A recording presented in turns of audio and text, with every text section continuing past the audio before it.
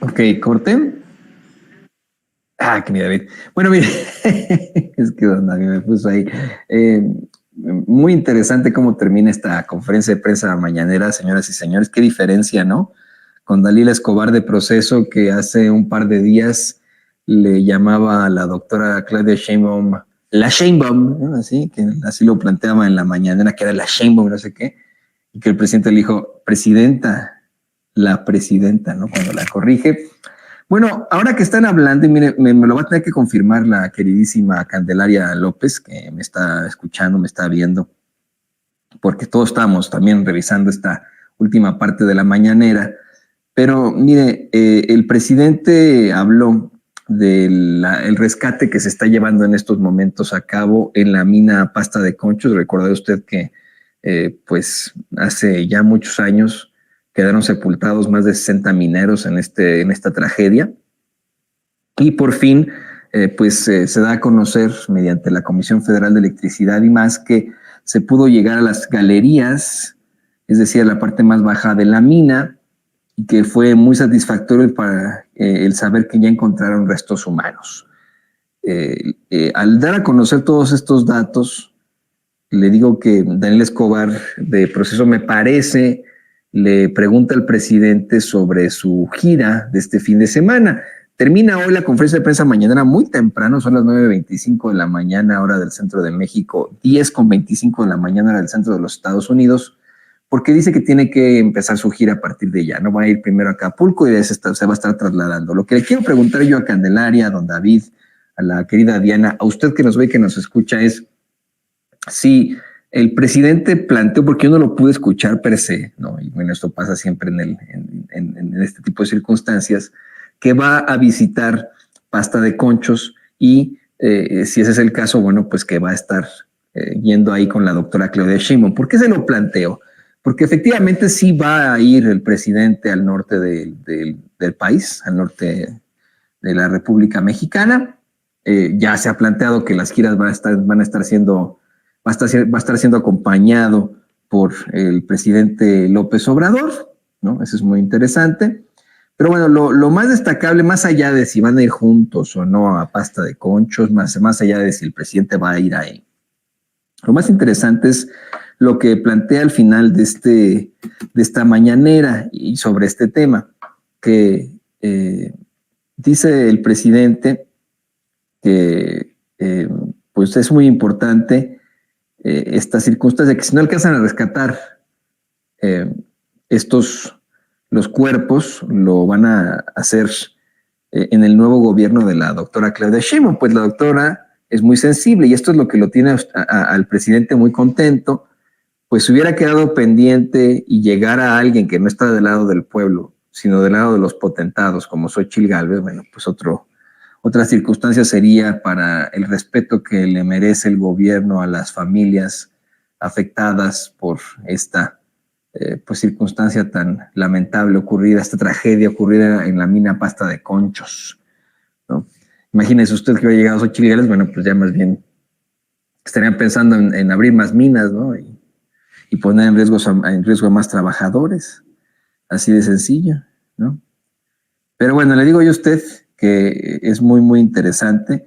Esta mañanera fue corta, pero muy sustanciosa desde el principio. El presidente invita a tres funcionarios de su gabinete, a la secretaria del Bienestar, Ariadna Montiel Reyes, al secretario del Trabajo, a Marat Bolaños, y por supuesto a la Secretaría de Seguridad y Protección Ciudadana, Rosa Isela Rodríguez, para que hablen de esos programas sociales que fueron suspendidos por la veda electoral, ¿no? Ya terminada la veda electoral, bueno, ya están los programas de apoyo sociales reactivados y así los llevan a la mañanera. De ahí se van a responder varias preguntas, entre estas una que le emitió la compañera Sandra Aguilera sobre esta extradición que se está buscando de Carlos Ahumada. Y mire, Rosa Isela Rodríguez, la secretaria de Seguridad Pública, plantea que en virtud de que había un amparo a favor de Carlos Ahumada, se informó a las fiscalías, tanto de la Ciudad de México como en general, de la suspensión de la orden de aprehensión del amparado, es decir, que no se le puede detener porque tiene un amparo, además de que en algunas otras causas ya prescribieron, ¿no? Y que esa es la razón por la cual no hay una orden de extradición para Carlos Ahumada. Todo esto es una vez más, ¿no? La cochinada que tiene que ver con el Poder Judicial y los amparos que le dan también a Ahumada ahí de la forma más terrible. Esto lo lleva al presidente a pues hablar precisamente de la necesidad de una reforma electoral. Y recuerda aquella consulta que se propuso para juzgar a los expresidentes de México al hablar sobre el FOBAPROA, este rescate que se dio con el dinero de todos los mexicanos y que seguimos pagando a grandes empresarios y banqueros, consumado el sexenio del expresidente Ernesto Zedillo. Mientras platicaba de esto, es muy interesante. Sandra Aguilera le hablaba de un grupo empresarial que lleva un apellido muy pues controvertido hoy en día, Loret o Loret de Mola, y de cómo es que hay una serie de denuncias contra este pues grupo empresarial en Yucatán.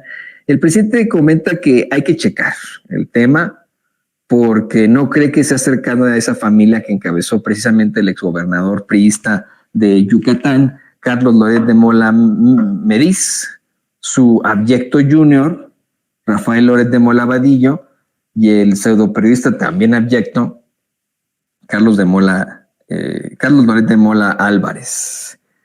Pero bueno, continuó el cuestionamiento sobre el FOBAPROA y el presidente dice, bueno, ¿hay alguna forma de que obtengamos justicia los mexicanos ante este desfalco terrible que significó el FOBAPROA para todos nosotros?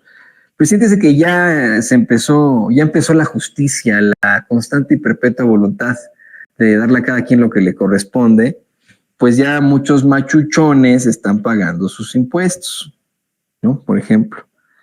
Y al hablar directamente del Poder Judicial, al hablar de la razón per se de esa reforma judicial, el presidente explica que lo que se busca es limpiar de corrupción a ese Poder Judicial, así de sencillo, ¿no?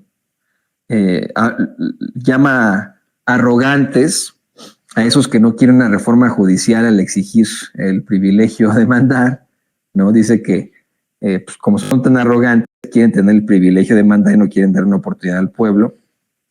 Y de ahí se soltó el presidente a pues hablar de temas también muy duros para los fachitos. Fíjese que Tere Mora Guillén pues le plantea un tema que es muy local de Veracruz, ¿no?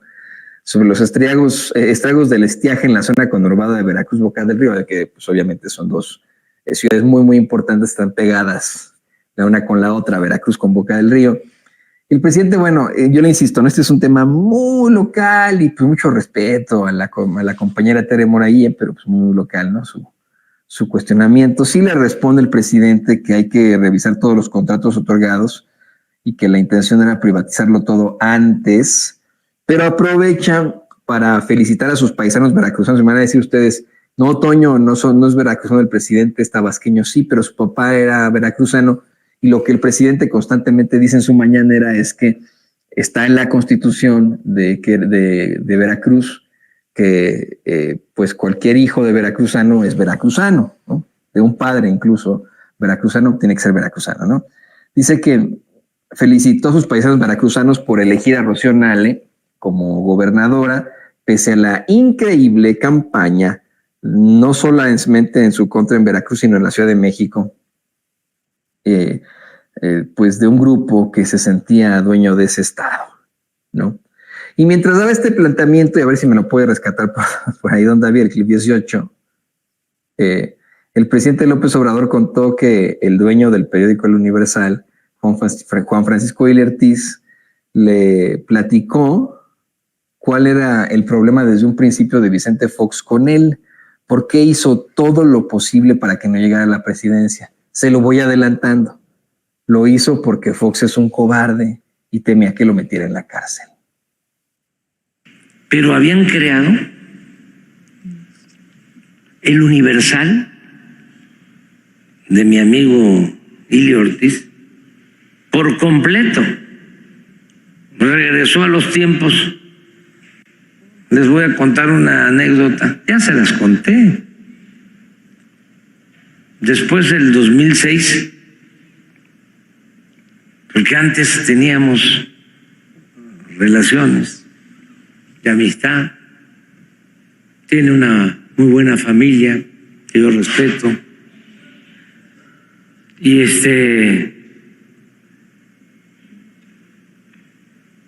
incluso platicábamos. Él me dijo una vez de que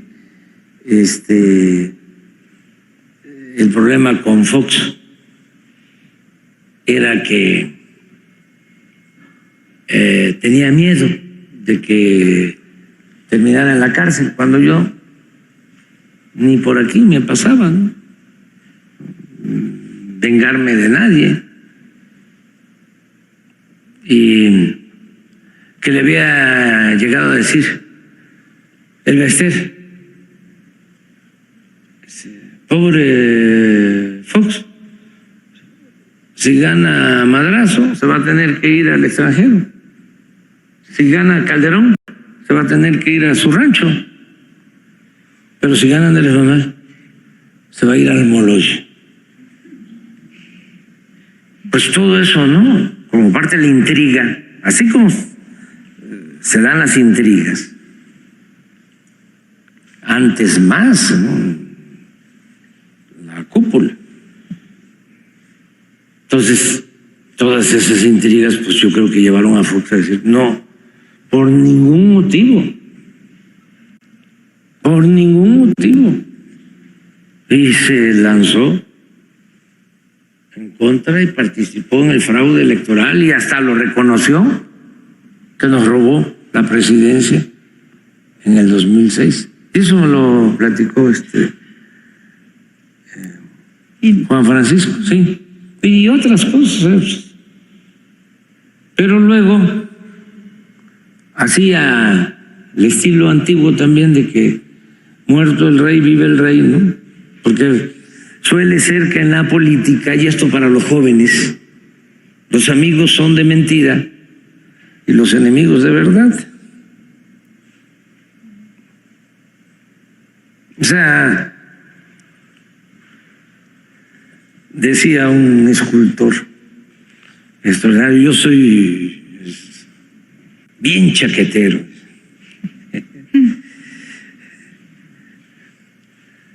Un gran escultor. Dice, yo estoy con el que gana. Así se le llama, ¿no? O se les llamaba antes, chaqueteros. Se cambian de chaqueta. Así es, así era. Cuando no hay principios, cuando no hay ideal. Por eso de la lealtad es muy relativo. La lealtad a las personas, a los hombres, a las mujeres. A veces es más abyección, servilismo. Porque la verdadera lealtad, porque esa lealtad es aparente, suele ser aparente. La verdadera lealtad, la que nos une, la que nos identifica, es la lealtad a los ideales, a los principios.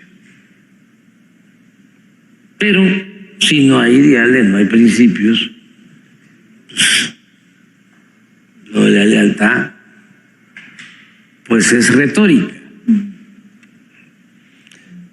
Entonces pasa el tiempo, después del fraude del 2006, se portaron muy mal, y ya para el 18, un poco antes, del 6 al 18, sin hablar, a través de un amigo común, vamos a reunirnos, yo quiero restablecer la amistad, y nos reunimos. Y dice, te ofrezco disculpa. Gracias. Pues, así es esto. Pero vamos en lo que yo pueda ayudar, o sea, porque hace falta la transformación. Vamos. No había pasado un mes de esa reunión, de esa disculpa. Y precisamente en Veracruz habían hecho un convenio con el que estaba de gobernador, que no quiero ni siquiera mencionarlo, cuyo nombre es preferible olvidar. Hacen un convenio de publicidad, dinero pues, y empieza una campaña en el Universal. No sé si se acuerdan de una señora Eva. Exactamente. Dice que resulta que porque no, los candidatos, ¿no?, candidatas de todos los partidos padecen mucho. No es así tan sencillo. Primero, no todos tienen carácter para eso. Y hay quienes no les gusta. A mí me ha tocado invitar a participar a gente inteligente, honesta, comprometida, pero no quieren. Dicen, no, yo sigo en lo mío.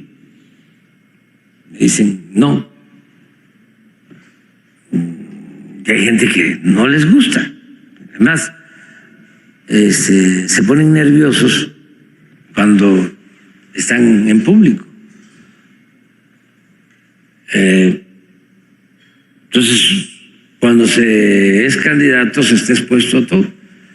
Entonces voy a una gira, me acuerdo, a Las Chuapas, Veracruz, y se aparece la candidata, creo que era candidata a diputada local, ¿sí? Y me saluda y me abraza, pues yo también la abrazo, ¿no? Y están tomando video. Y luego ¿sí?, la invitan a ella a una reunión en un cuarto de un hotel, la filman recibiendo dinero.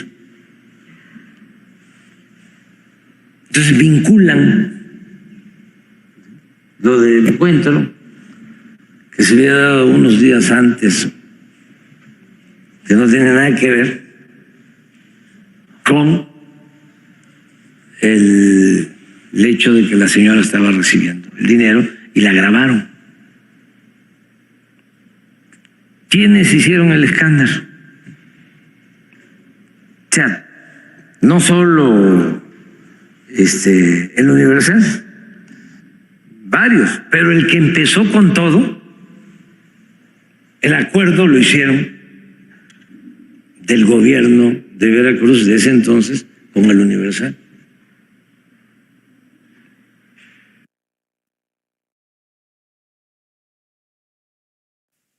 Bueno, pues ahí está. Mire, más adelante el presidente también daría a conocer que acusa, de hecho, ¿no?, que es el periódico El Universal y Televisa los medios que más se lanzaron en contra de la ingeniera Rocío Nale, virtual gobernadora electa de Veracruz. La verdad es que fue una cochinada, una cochinada el manejo de los medios. Así fue una cochinada la forma de actuar de los medios en Puebla. Y se lo platicaba a Vicente Serrano en la entrevista exclusiva que le presentábamos ayer.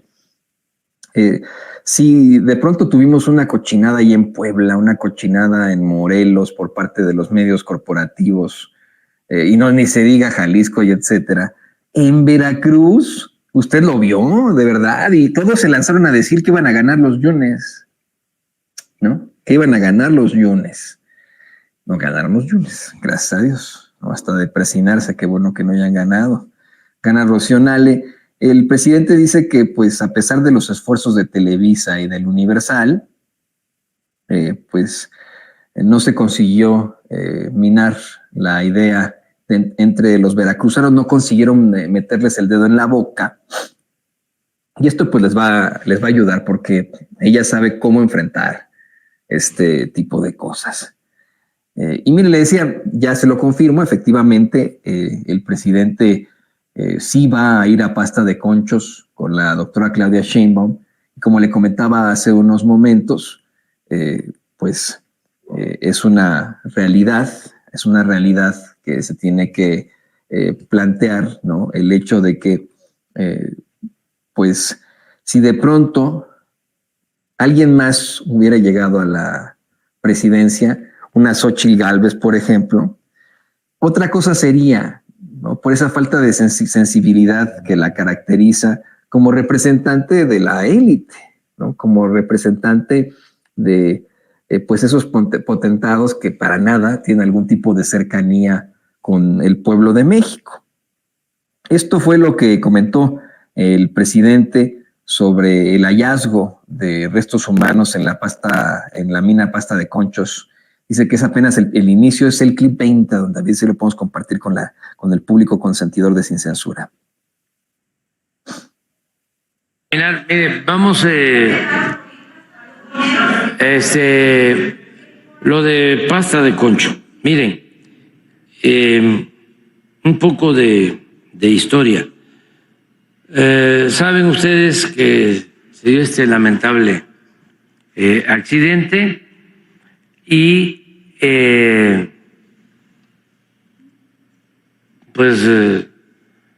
conmocionó a todos porque más de 60 mineros, 65 mineros quedaron sepultados.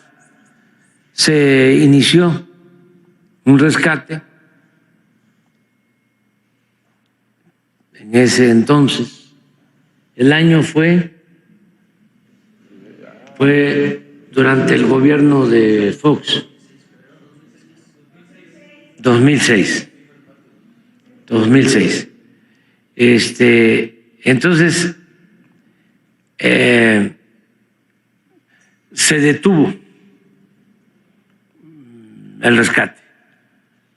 Y en ese entonces se dijo de que no se podía porque se había producido una explosión y que aún llegando abajo, donde estaban los mineros, no se iba a encontrar nada. Los familiares, como es natural y entendible, siguieron demandando el rescate de sus esposos, de sus hijos, y se mantuvo un movimiento de mujeres y de familiares.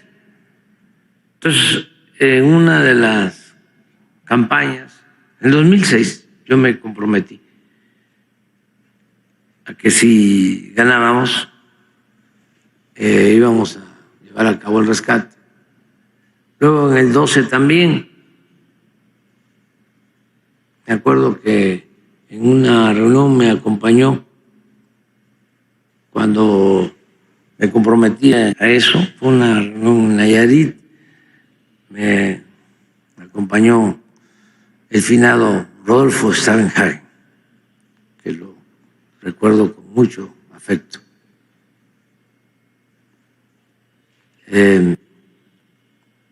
Investigador, sociólogo, antropólogo, una gente muy comprometida. Igual que Bonfil, de esos intelectuales que ya no hay. Yo espero que surjan ahora, que hay un renacimiento. Y pues cuando ganamos, hablé con los familiares para buscar cómo cumplir el compromiso. Entonces nos reunimos aquí en Palacio y les dijimos que habían varias opciones, dos básicamente.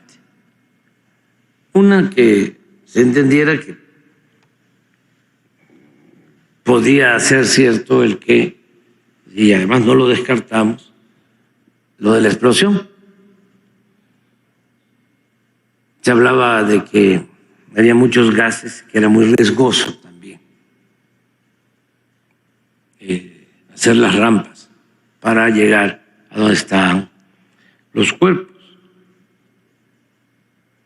y que se les planteaba, bueno, se les iba a pagar todos los daños, se les iba a indemnizar, se les iban a construir sus viviendas, se iba a mejorar el pueblo, mejoras públicas, y se iba a comprar el terreno, se iba a expropiar el terreno, toda la superficie, y ya no se iba a utilizar para extraer carbón, sino se iba a convertir en un memorial, pero que no sacáramos los cuerpos, que se hiciera el memorial, que quedara como un panteón. La otra, que para esto tenía que haber consenso.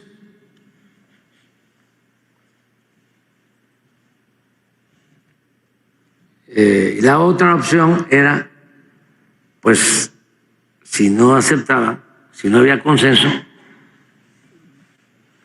pues hablar con expertos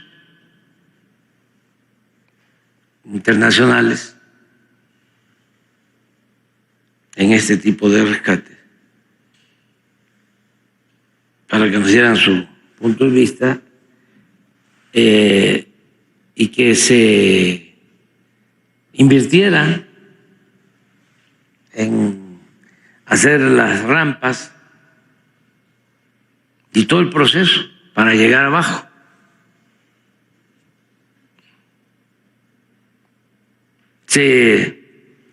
Me volví a reunir con ellos y no hubo consenso.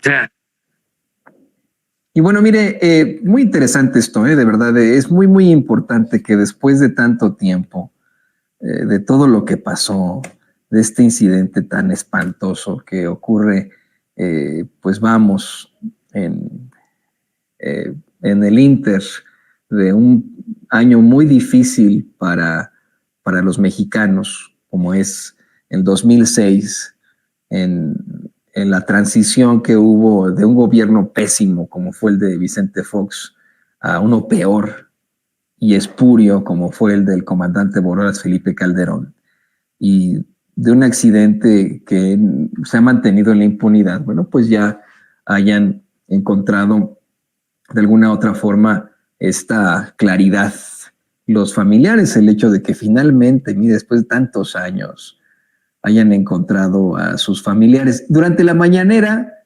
se manejó una pues situación medio cuestionable, todavía no se puede confirmar eso, no lo voy a yo a tratar por ética periodística, ¿no? Pero vamos, al hablar de por qué habría sucedido el accidente, de cómo es que pues pudo haber otra forma de rescate. Hasta que no se confirme, no lo vamos a tratar aquí en Sin Censura, porque de eso va el rigor periodístico. No podemos andar especulando. Lo que sí sabemos es que este hecho se mantuvo en la impunidad durante tantos años. Llegó el gobierno de Calderón y por supuesto que se mantuvo en la impunidad. Llegó el gobierno de Peña Nieto y se mantuvo en la impunidad. Y no es por defender al presidente López Obrador, insisto, pero es hasta que llega, señoras y señores, el gobierno de la Cuarta Transformación, que comienzan las labores para intentar verdaderamente rescatar los cuerpos de los mineros caídos en Pasta de Conchos. Es cuando empieza a haber un esfuerzo verdadero y les ha tomado estos 6 años, casi 6 años, llegar hasta donde están, ¿no? circunstancia que es pues más bien propositiva.